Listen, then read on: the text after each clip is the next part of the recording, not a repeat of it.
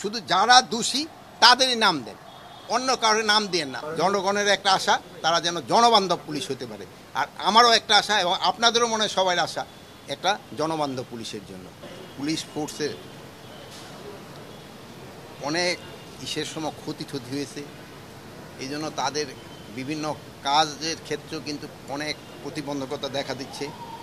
এখন স্পেশালি ধরেন তারা এটা তাদের মনটাকে আরও উজ্জীবিত করে তারা কিভাবে তাদের পুরানো গৌরবটা ফিরে পায়, এই জন্যই তাকে ব্যক্তিমান বলা হয়েছে। আগে যে জনবান্ধব পুলিশ এটা যেন বাস্তবে হয়, এটা যেন কোনো কাগজ কলমে না থাকে, এইটা সম্বন্ধে আমি তাদের বলছি।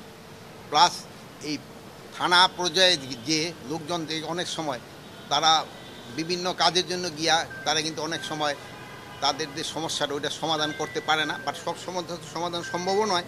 বাট তাদের যেন একটা পেশেন্ট হিয়ারিং দেওয়া হয়, তাদের কাজগুলি কিভাবে সমস্যা করা যায় ওইটা বলা হয়েছে। ট্রাফিকের যে একটা সমস্যা আছে হচ্ছে, এই ট্রাফিকটা আমাদের কিভাবে উন্নত করা যায় এটার ক্ষেত্রে বলা হয়েছে। চাঁদাবাজি কিভাবে বন্ধ করা যায় এটার সম্বন্ধে বলা হয়েছে। যেহেতু চাঁদাবাজিরা যদি বন্ধ হয় জিনিসপত্রের দাম কিন্তু একটু সহনীয় পর্যায়ে চলে আসবে, এই চাঁদাবাজি যেন না হয়। প্লাসে যে ঘুষ এবং দুর্নীতিতে পুরো আমাদের সমাজটাকেই গ্রাস করে নিচ্ছে, এটারে কিভাবে বন্ধ করা যায় এইগুলি সম্বন্ধে তাদের সাথে আলোচনা হয়েছে। বাট মেইনলি আলোচনা হয়েছে তাদের যে পুরানো ফর্মে যেন পুলিশ যত তাড়াতাড়ি ফিরে যেতে পারে, তারা যেন জনবান্ধব পুলিশ হতে পারে, এইটির জন্য জনগণের একটা আশা তারা যেন জনবান্ধব পুলিশ হতে পারে, আর আমারও একটা আশা এবং আপনাদেরও মনে হয় সবার আশা একটা জনবান্ধব পুলিশের জন্য। মাননীয় উপদেষ্টা, একটু জানতে চাই, এই যে পুলিশ ছাত্র জনতার অভ্যুত্থানে যে সারা দেশে মামলা হচ্ছে, সেই মামলার অনেক আসামি, হাজার হাজার আসামি, কোনো কোনো মামলায় 300-400 আসামি, এবং মামলার বাদীও জানে না আসামি কারা। মাননীয় উপদেষ্টা, আপনি নিশ্চয়ই জনবান্ধব পুলিশের কথা বলেছেন, পুলিশ আরও তাদের মনোবল ফিরে পাক, নানান ধরনের উদ্যোগ নিচ্ছেন। পুলিশ যদি আগে সেই ফরম্যাটে হয়রানিমূলক মামলার দিকে যদি যায়, তাহলে কি পুলিশের হারানো গৌরব কি ফিরে আসবে? আপনাকে আমি একটা অনুরোধ করব, আগে পুলিশ কিন্তু মামলা দিত, এই সময়ে কোনো পুলিশ একটা মামলা দিয়েছে? আগে পুলিশ 10 জনের নাম দিয়া 100 জনের নাম দিত কি বলে অজ্ঞাত, কিন্তু আজ পর্যন্ত পুলিশ কিন্তু এই দিচ্ছে না, এটা কিন্তু সাধারণ পাবলিকরা দিচ্ছে। আমি যদি পুলিশ একটা এরকম মামলা দেয় আপনি আমার কাছে আইনেন যে 10 জন যে নাম দিয়ে আর 500 জন যে করে দেওয়া। এখন যারা মামলা দিচ্ছে এটা তো সাধারণ জনগণ, এটা আপনি সাধারণ জনগণকে বলতে হবে, ভাই যারা অ্যাকচুয়াল ক্রিমিনাল তারে দাও। কালকে আমার কাছে একজন আসছিল, দুইটা এসে বলে স্যার আমাদের যে অরিজিনাল যেই তারা আমরা 11 না। আমি বলি কেন, তারা তো 1 নম্বরে দিবেন। আপনি বলেন না যারা এটা ড্রাফট করছে, ওই ধরেন কার কাছে যায় ড্রাফট করতে আপনারা জানেন, এটা কিন্তু আমার পুলিশের কাছে যাচ্ছে না, অন্যের কাছে যাচ্ছে, বলে তারা এইভাবে সাজাই দিছে।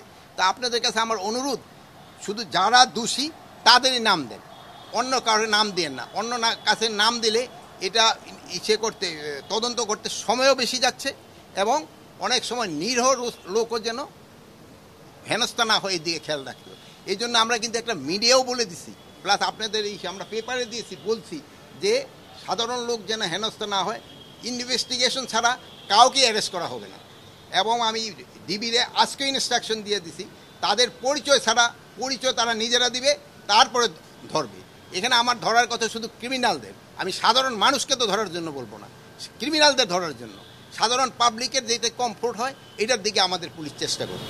মাননীয় উপদেষ্টা যে মব জাস্টিসটা হচ্ছে, পিটিএ মারছে, এটা কি করে করা যায়? এটার ক্ষেত্রে জনসচেতনতাও একটু বাড়াতে হবে। সেদিন কালকে দেখলাম যে ইউনিভার্সিটি, ওই যে না জাহাঙ্গীরনগরী, এখানে ধরেন যে তারা তো সবচেয়ে শিক্ষিত এরা, তাদের ক্ষেত্রে এই সচেতনতা আসতে হবে।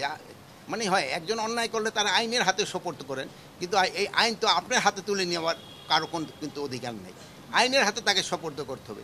এটার ক্ষেত্রে আপনারাও একটু আমাদের সাথে কাজ করতে পারেন, জনসচেতনতা বৃদ্ধি করতে হবে, যেটা ইনোসেন্ট লোক যেন কোনো অবস্থায় কোনো হেনস্থা না হয়। এই জন্য আমি আপনাদের কাছে অনুরোধ করব, আপনারা চেষ্টা করেন। তো ভালো থাকেন, দোয়া করেন। যেহেতু